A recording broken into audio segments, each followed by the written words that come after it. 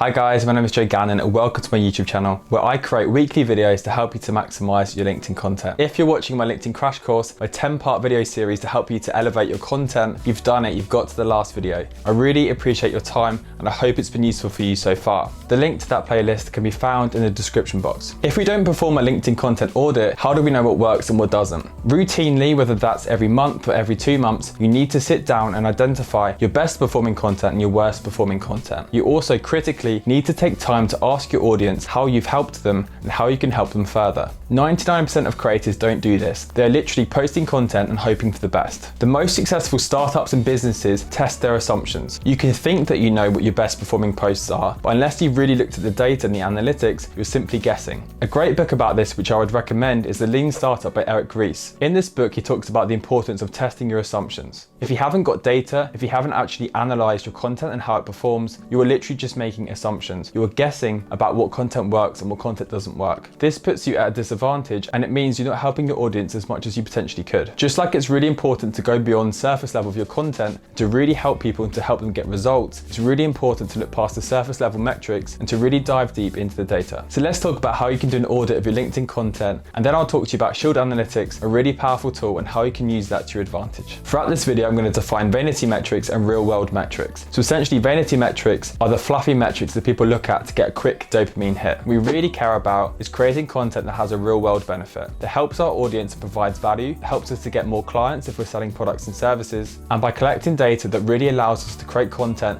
that gets people results. So let's talk about vanity metrics and what I'd rather you guys focus on, which I like to call real world metrics. Focusing on vanity metrics is typically focusing on the amount of likes, the amount of views your content gets. When these numbers are big, it can give us confidence and boost our ego. But unfortunately, getting a large amount of likes or views doesn't always lead to a real world benefit. Whilst your content might be seen by a lot of people, did it actually help anyone? I like to focus on real world metrics. This is how many comments did you get, but not just the number of comments, what sort of comments did you get, which ties into social listening, which is looking at the quality and what people actually say in their comments. For example, somebody saying nice post or great video. Yes, that's a comment from someone, but is that really much of an indication? Alternatively, someone could leave a single comment on your post saying that your content was so valuable to them, it really helped them, and sometimes they might say it changed their life. Of course, if we just looked at the numbers, both of these comments are just one single comment, but we really do need to go deeper into understanding how we can help our audience and how we've helped them in the past. Other examples of real world metrics are how many direct messages have you got in a month? For example, you might produce a bit of content that really helps people. It plugs a gap in their knowledge, or you've informed your target audience about your product, your service, or about the wider industry. If you've created content and you get direct messages, you get people telling you in the comment section that you've really helped them, this is qualitative feedback. It's essential to consider both quantitative and qualitative feedback. Very simply, whenever someone takes the time to reach out to you, I'd make a personal note on the Notes app on your phone in a Word document about the type of content, what it was, maybe include the link to it as well, which generated that response. This will really help to inform your content strategy and to help you to identify potentially areas that you didn't realize that could help someone. Some of the most popular business books about entrepreneurship and startups talk about the importance of qualitative feedback. So if you do create content, you should jump into direct messages and ask 5 people who regularly engage with your content what it is about your post that they enjoy. Also ask them open questions like, what more would you like to see from me? Or when you go on my profile, what sort of content is it that you expect? When you start to ask people questions like, how can I help you further? This is when you can really provide value to your audience. So if you're a content creator or a business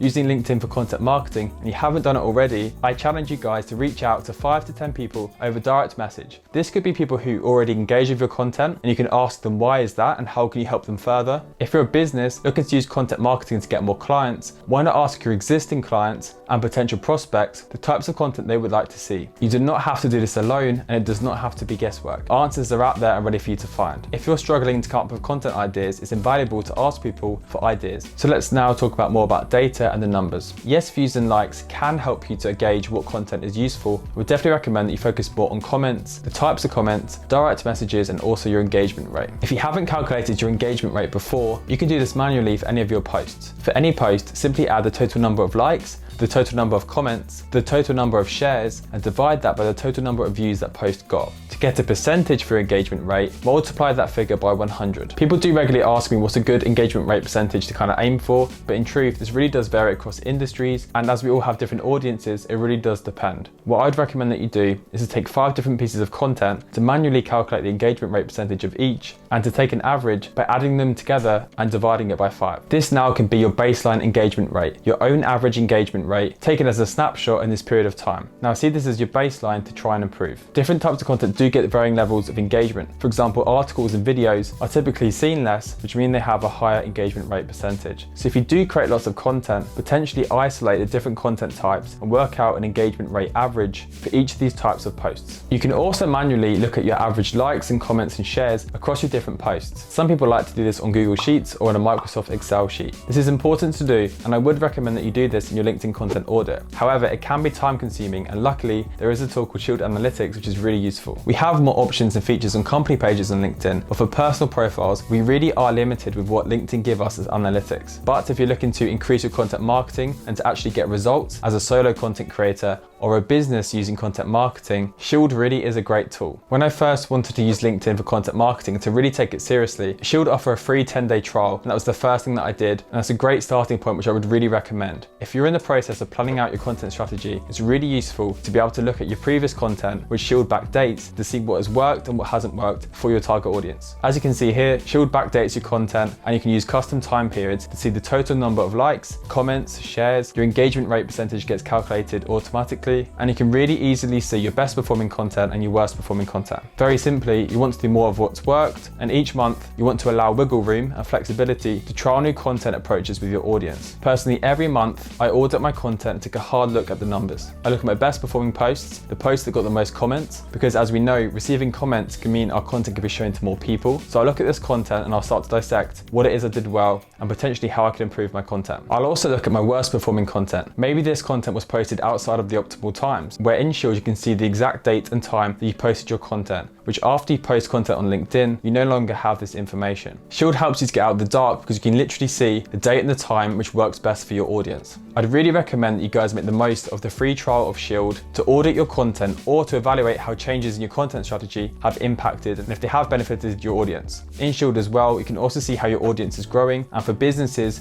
you can add multiple accounts into your workspace. From seeing my content in Shield, it really encouraged me to post more content because I quite clearly saw the benefits of posting more content, leading to more views, likes, comments, direct messages, and from growing my audience. Thank you so much for watching this video. I really hope it's helped you to understand the importance of getting both quantitative feedback and also qualitative feedback to audit your LinkedIn content and to really set yourself up for future success. Remember, the majority of people do not take this step. So purely for the fact you've watched this video and you're looking for this information, I know you guys are going to be successful content creators on LinkedIn. If you've been on my LinkedIn crash course, thank you so much. You finally got to the end of the series. You've gone through a 10-part series learning everything about the algorithm, how to come up with ideas for posts, and you now have a system for success to really be efficient with your LinkedIn content marketing. I really hope this LinkedIn content crash course has been valuable for you and worth your time. And I really hope from learning tips, tricks, and from watching my tutorials that you will take this information forward and apply it to your own LinkedIn content strategy. Of course, you guys know where I am, and I hope by now that we're connected on LinkedIn. If we're not, please do send me a connection request and mention that you've taken this free crash course. Please help me to spread the word about this crash course. I really want it to be accessible for everyone and for as many people as possible to learn from the information on this course. If you're not already, please do subscribe to my YouTube channel for more videos like this, and hopefully I can continue to provide you value in the future. How many people benefit from this crash course really comes down to you guys. So in a second, I'm going to pause and I'm going to smile, and I'd love for you guys to take a screenshot, which if you do a post on LinkedIn and use the hashtag LinkedIn crash course, I would love to see those posts and I'll engage with that post. And for anyone posting about this crash course and using the hashtag LinkedIn crash course, you guys can ask me any questions about your own content strategy at any time. I will always respond to you guys because I'm so grateful you've taken the time to watch these videos and to improve your own content marketing on LinkedIn. And please as well, if certain videos have helped you, please do share with them with people you know and show people my YouTube channel. The link to the playlist of this crash course is in the description box, and please do share that link to anyone you know as well. So now get ready to take your screenshot.